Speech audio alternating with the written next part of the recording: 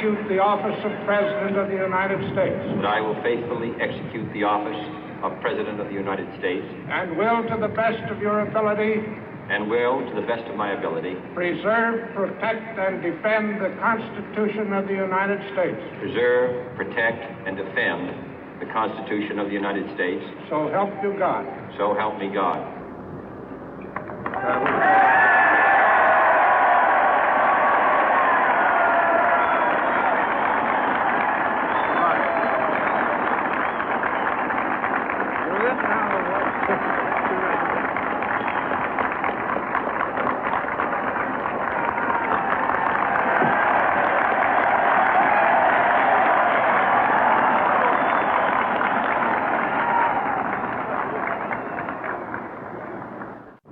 Vice President Johnson, Mr. Speaker, Mr. Chief Justice, President Eisenhower, Vice President Nixon, President Truman, Reverend clergy, fellow citizens.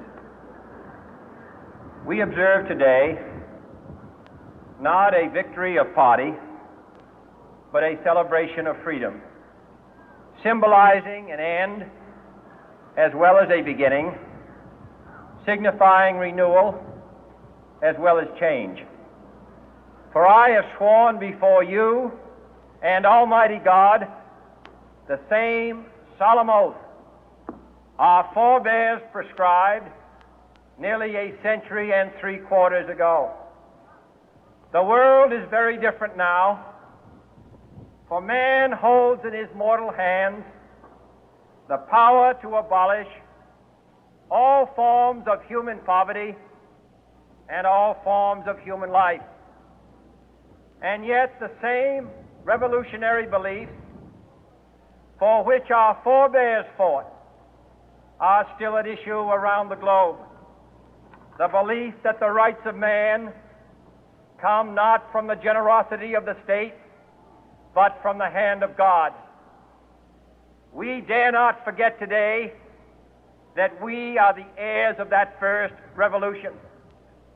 Let the word go forth from this time and place to friend and foe alike that the torch has been passed to a new generation of Americans born in this century, tempered by war, disciplined by a hard and bitter peace, proud of our ancient heritage, and unwilling to witness or permit the slow undoing of those human rights to which this nation has always been committed and to which we are committed today at home and around the world.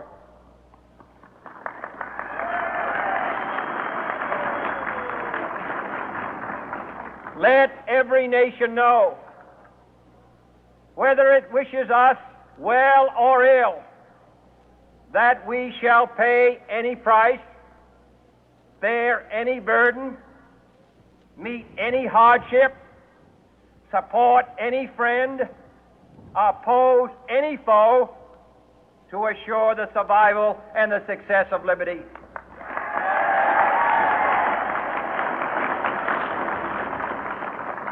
This much we pledge and more. To those old allies whose cultural and spiritual origins we share, we pledge the loyalty of faithful friends.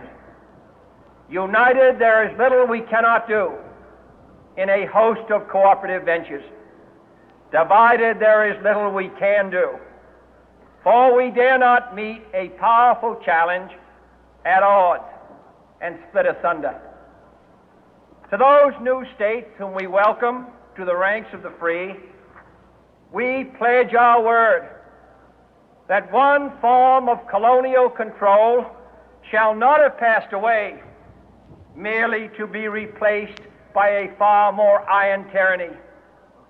We shall not always expect to find them supporting our view, but we shall always hope to find them strongly supporting their own freedom, and to remember that in the past Those who foolishly sought power by riding the back of the tiger ended up inside.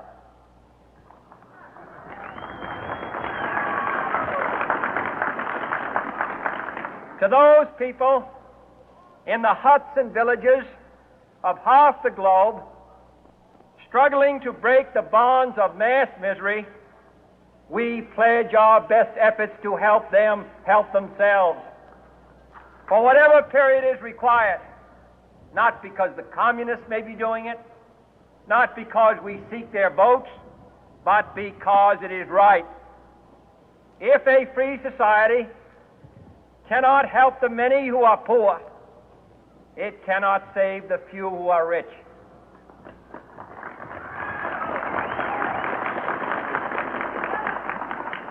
To our sister republics south of our border, we offer a special pledge to convert our good words into good deeds, in a new alliance for progress, to assist free men and free governments in casting off the chains of poverty. But this peaceful revolution of hope cannot become the prey of hostile powers. Let all our neighbors know that we shall join with them to oppose aggression or subversion anywhere in the Americas. And let every other power know that this hemisphere intends to remain the master of its own house.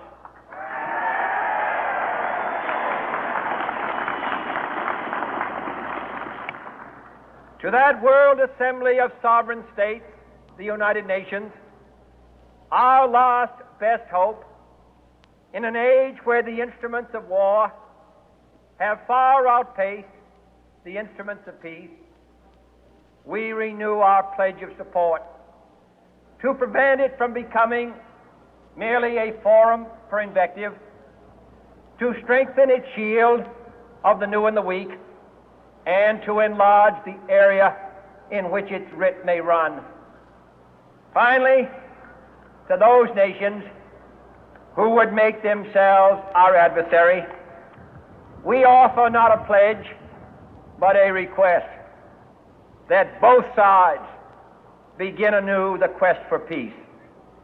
Before the dark powers of destruction, unleashed by science, engulf all humanity in planned or accidental self-destruction, we dare not tempt them with weakness, for only when our arms are sufficient beyond doubt can we be certain beyond doubt that they will never be employed.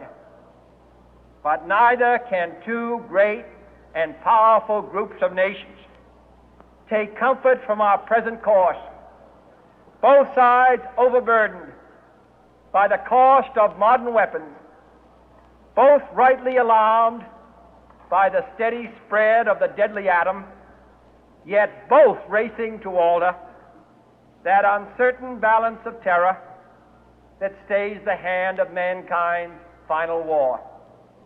So let us begin anew, remembering on both sides that civility is not a sign of weakness, and sincerity is always subject to proof. Let us never negotiate out of fear, but let us never fear to negotiate.